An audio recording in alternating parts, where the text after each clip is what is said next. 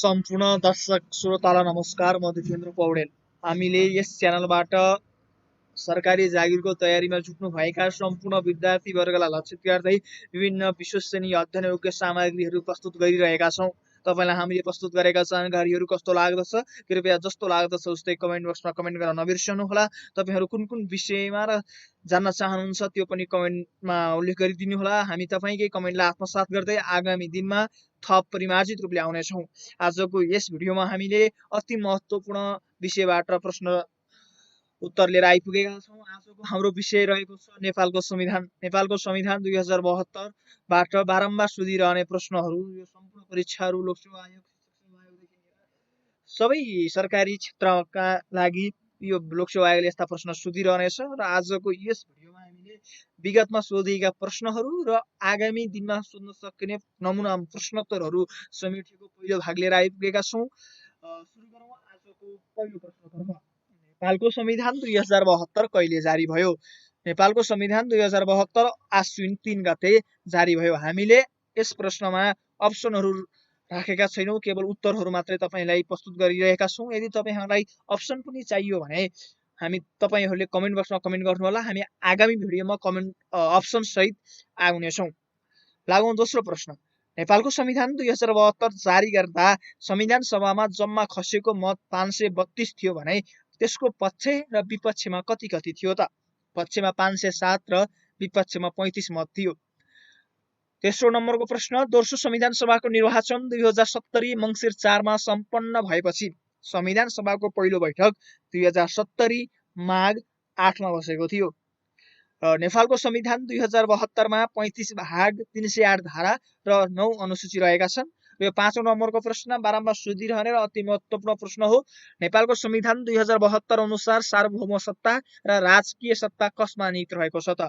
नेपालको संविधान 2072 अनुसार सार्वभौम सत्ता र राजकीय सत्ता नेपाली जनतामा निहित रहेको छ। संविधानको धारा 6 अनुसार तलका मध्ये कुन राष्ट्रभाषाको परिभाषा होइन? अप्सन क नेपालमा बोलिने सबै मातृभाषाहरू राष्ट्रभाषा हुन्। अप्सन ख बहुसंख्यक नेपालीले बोल्ने भाषाहरू राष्ट्रभाषा हुन्। अप्सन ग जनसङ्ख्याको 2% भन्दा बढीले बोल्ने भाषाहरू राष्ट्रभाषा हुन्। अप्सन घ देवनागरी लिपिमा लेखिने नेपाली भाषा राष्ट्रभाषा हो। यसको सही जवाफ हो अप्सन क नेपालमा बोलिने सबै मातृभाषाहरू राष्ट्रभाषा हुन्। यो प्रश्न पनि सोधिनेछ, बारम्बार सोधिरहेको प्रश्न हो। प्रश्न नम्बर 7। राष्ट्रिय झण्डामा भुइँ र किनाराको रङ कस्तो प्रयोग हुने व्यवस्था छ? राष्ट्रिय झण्डामा भुइँमा सिमरिक र किनाराको रङ गाढा नीलो हुने व्यवस्था छ। संविधानको भाग 1 अन्तर्गत रहेका 9 वटा धाराहरू मध्ये धारा 5 मा के को व्यवस्था रहेको छ? राष्ट्रिय हितको। संविधानको धारा 10 को उपधारा 2 अनुसार नेपालमा कस्तो नागरिकताको व्यवस्था गरिएको छ त?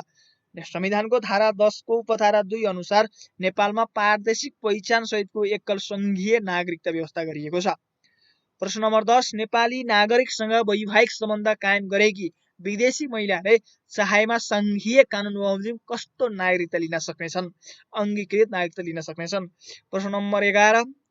गैर आवासीय नेपाली नागरिकता प्रदान गर्न सकिने व्यवस्था संविधानको धारा कतिमा व्यवस्था गरिएको छ? धारा 14 मा।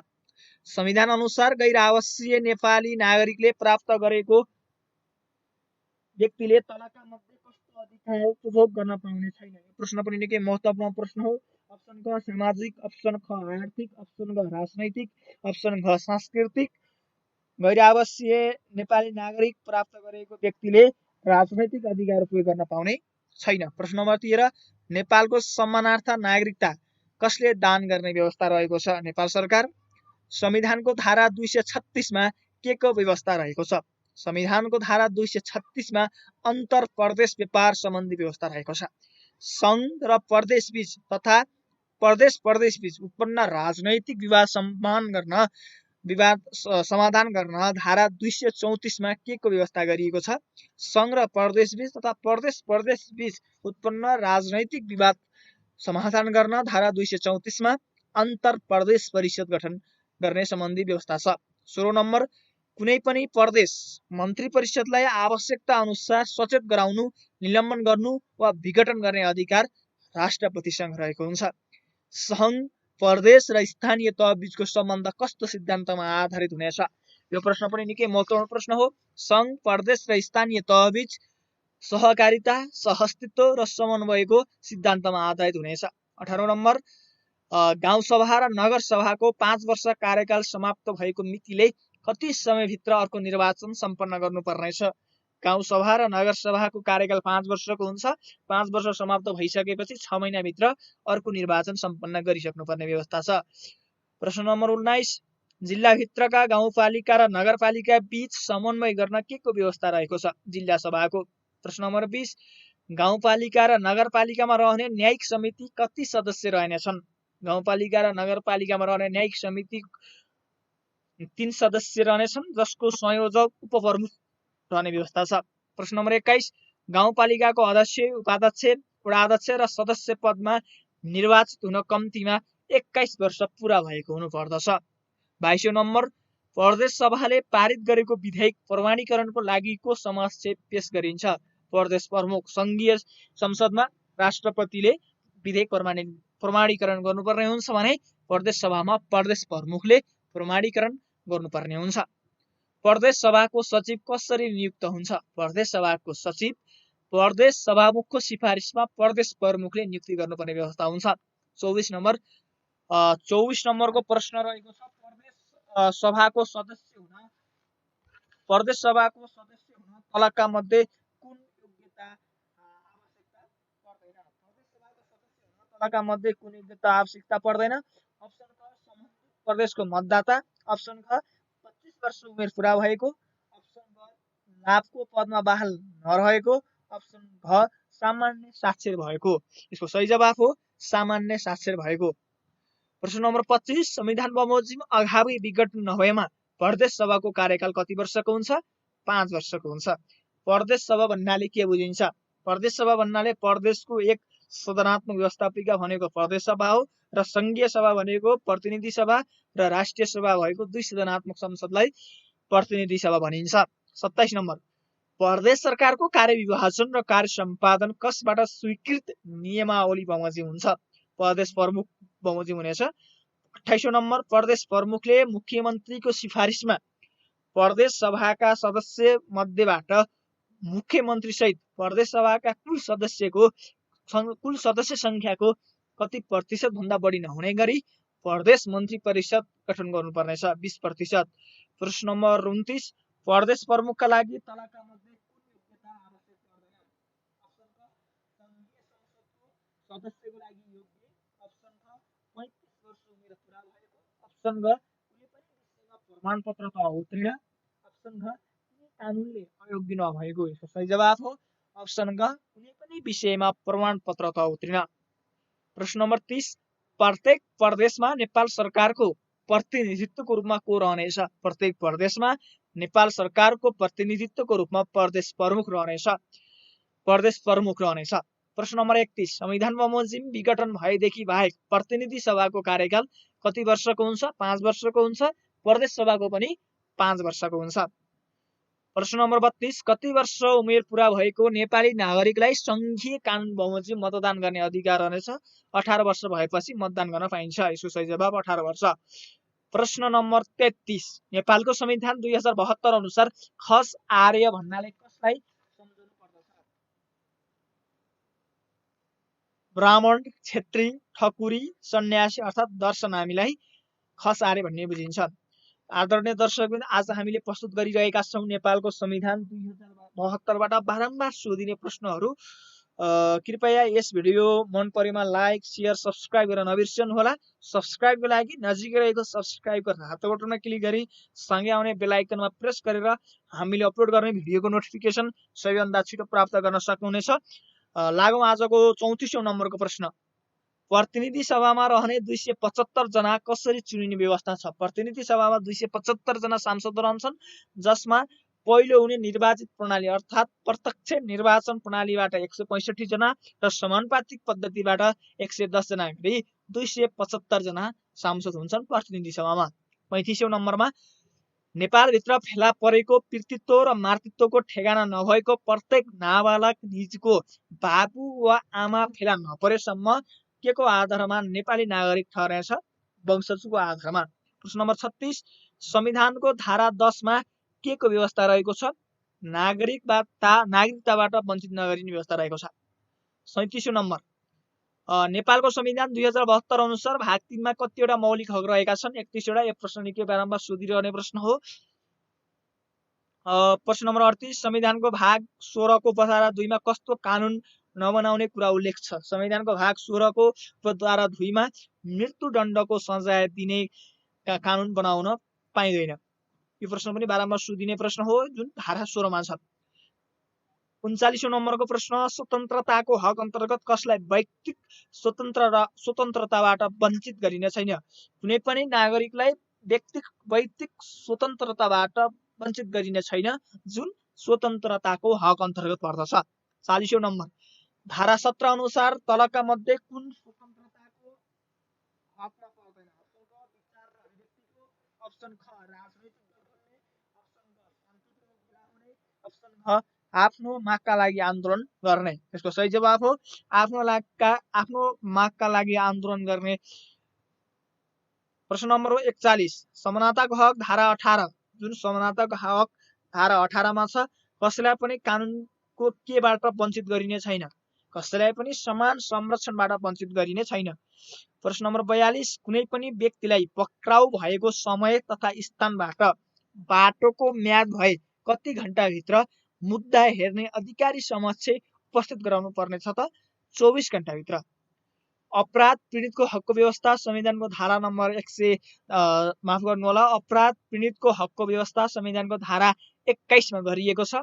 प्रश्न नम्बर 44 सम्पत्तिको हक धारा 25 अन्तर्गत कानुनको अधीनमा रही तलका मध्ये के गर्ने हक हुने छैन?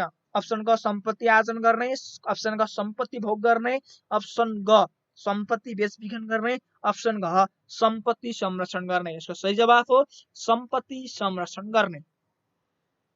प्रश्न नम्बर 45 धारा 26 मा धार्मिक स्वतन्त्रताको हक छ जसमा प्रत्येक व्यक्तिलाई धर्मको अवलम्बन, अभ्यास र संरक्षण गर्ने स्वतन्त्रता हुनेछ।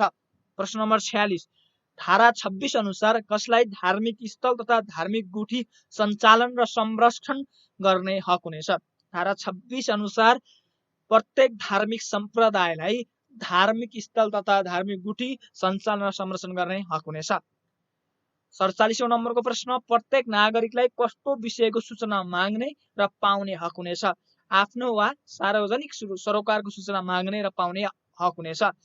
प्रश्न नम्बर 48 स्वच्छ वातावरणको हक धारा 30 अनुसार वातावरणीय प्रदूषण वा ह्रासबाट हुने क्षति बापत पीडितलाई कसबाट क्षतिपूर्ति पाउने हक हुनेछ? प्रदूषकबाट क्षतिपूर्ति पाउने हक हुनेछ। प्रश्न नम्बर 49 निकै महत्त्वपूर्ण शिक्षक सेवा आयोगको लागि शिक्षा सम्बन्धी हकको व्यवस्था धारा कतिमा रहेको छ? शिक्षा सम्बन्धी हकको व्यवस्था धारा 31 मा रहेको छ। प्रश्न नम्बर 50 प्रतिनिधि सभा राष्ट्रिय सभा कतिजना सदस्य रहनेछन्? प्रतिनिधि सभा र राष्ट्रिय सभामा कतिजना सदस्य रहनेछन्? अघि हामीले भनिसक्यौं प्रतिनिधि सभामा 275 र 59 जना राष्ट्रिय सभामा रहनेछन्। संविधान अनुसार संघीय संसद कसलाई भनिनेछ? प्रतिनिधि र राष्ट्रिय सभा नामका दुई सदन सहितको संघीय व्यवस्थापिकालाई संघीय संसद भनिन्छ र प्रदेश संसद एक सदनात्मक हुन्छ भने संघीय संसद दुई सदनात्मक हुन्छ। प्रश्न नम्बर 52 आमाको नामबाट नागरिकता पाउने व्यवस्था कहिलेबाट लागू भयो? आमाको नामबाट नागरिकता पाउने व्यवस्था 2065 जेठ 16 गतेबाट लागू भयो। प्रश्न नम्बर 53 संकटकालीन अवस्थामा पनि खारेज नहुने रिट कुन हो? जस्तो सुकै संकटकाल आए पनि बन्दी प्रत्यक्षीकरण रिट खारेज हुँदैन। प्रश्न नम्बर 54 नेपालको अन्तरिम संविधानमा राजनीतिक सहमति भई कहिले हस्ताक्षर भएको थियो? जुन नेपालको अन्तरिम संविधान 2063 थियो त्यसमा 2063 कार्तिक 22 गते राजनीतिक सहमति भई हस्ताक्षर भएको थियो। प्रश्न नम्बर 55 बाढी पहिरो एवं विपद व्यवस्थापनको लागि कुन व्यवस्था गरिनेछ? जुन अहिले बाढी पहिरो एवं विपद व्यवस्थापनको लागि आकस्मिक कोष व्यवस्था गरिनेछ। प्रश्न नम्बर 56 औपचारिक रूपमा 10 वर्ष जनयुद्धको अन्त्य घोषणा कहिले भयो? औपचारिक रूपमा 10 वर्ष जनयुद्धको घोषणा 2063 असार 2 गते भयो। सूर्यमा ... कोण र चन्द्रमामा कोण हुन्छ? यो नेपालको झण्डासँग सम्बन्धित। सूर्यमा 12 कोण र चन्द्रमामा 8 कोण हुन्छन्। 58 नम्बरको प्रश्न, संविधान अनुसार प्रत्येक नागरिकलाई के गर्ने स्वतन्त्रता हुने छैन? प्रत्येक नागरिकलाई सार्वजनिक शिष्टाचार वा नैतिकताको प्रतिकूल हुने कार्य गर्न पाइने छैन। प्रश्न नम्बर 59, संविधान अनुसार सबै नागरिक कानुनको दृष्टिमा के हुनेछन्? संविधानको अनुसार सबै नागरिक समान हुनेछन्। प्रश्न नम्बर 60, विक्रम सम्वत 2064 सालको संविधान सभा निर्वाचनमा कतिवटा निर्वाचन क्षेत्रमा विद्युतीय मतदान उपकरणबाट मतदान गरिसकिएको छ? 2064 सालमा संविधान सभा निर्वाचनमा एकवटा स्थानबाट एकवटा निर्वाचन क्षेत्रमा विद्युतीय मतदान उपकरणबाट मतदान भएको थियो। प्रश्न नम्बर 61, नेपालमा विद्यमान द्वन्द्व समाप्त गर्न भएको ऐतिहासिक विस्तृत शान्ति सम्झौता कुन मितिमा हस्ताक्षर भएको थियो? 2063 माङ्सिर 5 गते शान्ति सम्झौतामा हस्ताक्षर भएको थियो। 62 नम्बरको प्रश्न, 2063 वैशाख 11 मा पुनर्स्थापित प्रतिनिधि सभा स्वत विघटन भई कहिले अन्तरिम व्यवस्थापिका संसदमा रूपान्तरण भएको थियो? 2063 माघ 1 गते। प्रश्न नम्बर 63, प्रदेश र स्थानीय तहले प्राप्त गर्ने वित्तीय हस्तान्तरणको परिमाण कसको सिफारिस बमोजिम हुनेछ? नेपाल सरकारले संघीय सरकारले हस्तान्तरण गर्ने पाउने प्रदेश र स्थानीय तहले पाउने वित्तीय हस्तान्तरण राष्ट्रिय प्राकृतिक स्रोत तथा वित्त आयोगको सिफारिस बमोजिम हुनेछ। प्रश्न नम्बर 64, अधिकारको बाँडफाँड अन्तर्गत कुनै पनि तहमा उल्लेख नगरिएको विषय सङ्घको अधिकार हुन सक्ने व्यवस्था तलका मध्ये कुन धारामा उल्लेख छ? अवशिष्ट अधिकार। यसको सही जवाफ हो अवशिष्ट अधिकारमा उल्लेख गरिएको छ। अधिकारको बाँडफाँड अन्तर्गत कुनै पनि तहमा उल्लेख कुनै पनि सङ्घ प्रदेश र स्थानीय तहको अधिकार सूचीमा नभएका सम्पूर्ण व्यवस्था सङ्घको अधिकार सूची रहने भन्ने व्यवस्था अवशिष्ट अधिकार भन्ने धारामा रहेको छ। आदरणीय दर्शकबिन, आज हामीले तपाईहरूलाई नेपालको संविधान 2072 बाट सोध्न सकिने र सोधिएको अति महत्त्वपूर्ण नमुना प्रश्नोत्तरहरू प्रस्तुत गर्यौं। यो आजको हामीले 65 वटा प्रश्नहरू समावेश गरेका थियौं, जुन पहिलो भाग थियो। तपाईलाई आगामी र संविधान सभा नेपालको संविधानको दोस्रो भाग र सम्पूर्ण लोकसेवा आयोग, शिक्षक सेवा आयोग, विद्युत, अनुसन्धान, बैंक, सुरक्षा निकाय तथा सम्पूर्ण सरकारी जागिरसँग सम्बन्धित सम्पूर्ण अपडेट, सूचना, जानकारी, अध्ययनयोग्य सामग्री प्राप्त गर्ने एकमात्र युट्युब च्यानल, यस युट्युब च्यानललाई सब्स्क्राइब गर्न नबिर्सनुहोला। सब्स्क्राइबको लागि नजिकै रहेको सब्स्क्राइबको रातो बटनमा क्लिक गरी सँगै आउने बेल आइकनमा प्रेस गरेर हामीले अपलोड गर्ने भिडियोको नोटिफिकेसन सबैभन्दा छिटो प्राप्त गर्न सक्नुहुनेछ। आजको जानकारी तपाईँलाई कस्तो लाग्यो? हामीले प्रस्तुत गरेका कुनै पनि प्रश्नमा दुविधा अथवा गलत फेला पार्नु भएमा कमेन्ट गरिदिनुहोला। हामी आगामी दिन थप परिमार्जित र परिष्कृत रूपमा आउनेछौँ। तपाईँ कुन विषयमा जान्न चाहनुहुन्छ, वस्तुगत, विषयगत अथवा जुन कुनै तपाईँले कुन विषयमा जान्न चाहनुहुन्छ त्यो पनि कमेन्टमा गरिदिनुहोला। हामी आगामी दिनमा तपाईँकै इच्छा आकांक्षालाई मध्यनजर गर्दै थप परिमार्जित र परिष्कृत रूपमा आउनेछौँ। आजको यस भिडियो मन परेमा लाइक र सेयर गर्न नबिर्सनुहोला। हाम्रो च्यानल अवश्य पनि सब्स्क्राइब गर्नुहोला।